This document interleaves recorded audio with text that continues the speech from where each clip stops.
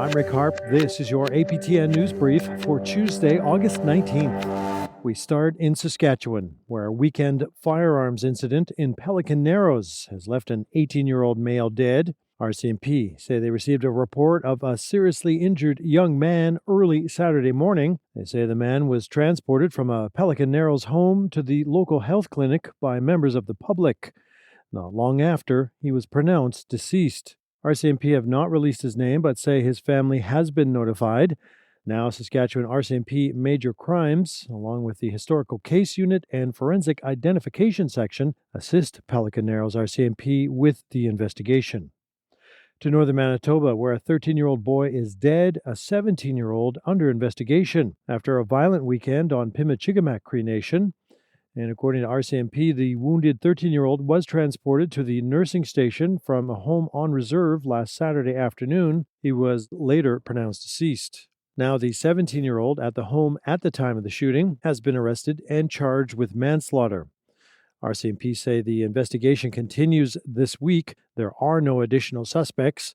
In a statement, Pimicikamak Cree Nation Chief David Munias said, "Our community is deeply saddened by this loss. We are placing our trust in the police to conduct a thorough investigation and provide answers.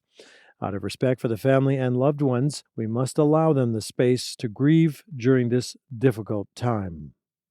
Still in that region, RCMP recently found human remains near the Pimicikamak Cree Nation.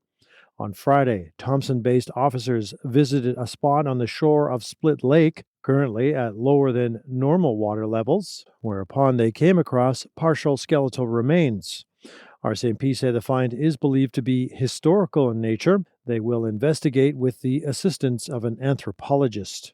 To the southern portion of the province, where a quarter of the 32 First Nations who make up the Southern Chiefs organization have called for a non-confidence vote for their leader. The call came from exactly 8 chiefs who, in an August 18th letter to Grand Chief Jerry Daniels, claim he had no authority to sign a memorandum of understanding last week with Manitoba Métis Federation President David Chartrand, an MOU which says SCO will work with the MMF over 5 years on an economic development strategy. But the group of 8 chiefs say they had no prior knowledge of the MOU, nor were they provided documents before or after it was signed. Now, they want Daniels to face a non-confidence vote at an emergency summit. APTN had not heard back from SCO as of airtime last night. Now to a troubling update on this year's wildfire season, provided yesterday by 3 federal cabinet ministers in a virtual press conference. In terms of hectares burned, they say this season is the second worst on record. And with 707 wildfires burning in Canada as of yesterday, flames have consumed an area roughly the size of New Brunswick. Numbers which, according to Indigenous Services Canada Minister Mandy Galmasti, include 25 Indigenous communities battling wildfires, 12,000 people who remain evacuated. We are here with you not just for this season, but through every step ahead. Stay safe and please take care of yourselves and take care of one another.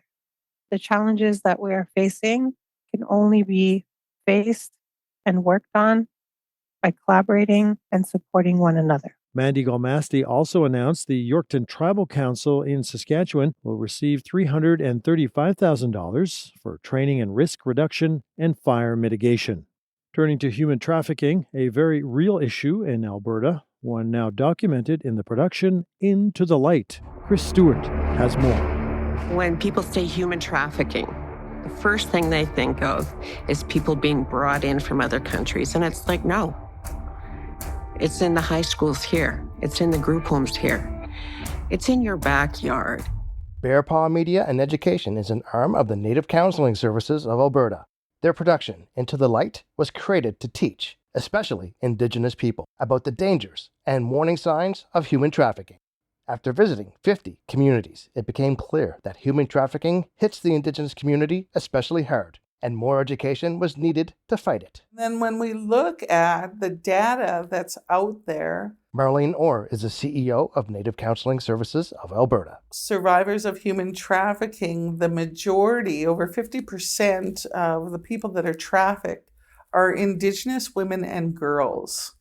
Despite making up 5% of the population, And so we very quickly realized that we had to do some education in our communities. Financed by the Provincial Public Safety Department, Into the Light shows that now even preteen girls are being targeted by predators at powwows, group homes, and online. There was a time when the target for people being trafficked were, 18 to 24, 18 to 30. And what we're seeing and hearing about is that we're talking about children as young as 12 years old being targeted by traffickers, being groomed by traffickers, and that there's a huge online presence of traffickers. And it's not the image of a woman being abducted and thrown into a van. It's manipulating them with loving words and gifts. And it works on young, vulnerable girls. The insidious nature of it is they love bomb. These folks think that this person is in love with them. They're going to take care of them. They buy them gifts. They treat them well.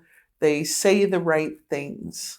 And then when they have manipulated them emotionally and mentally, now there's a price to pay for all of that. The price is being forced to work the streets.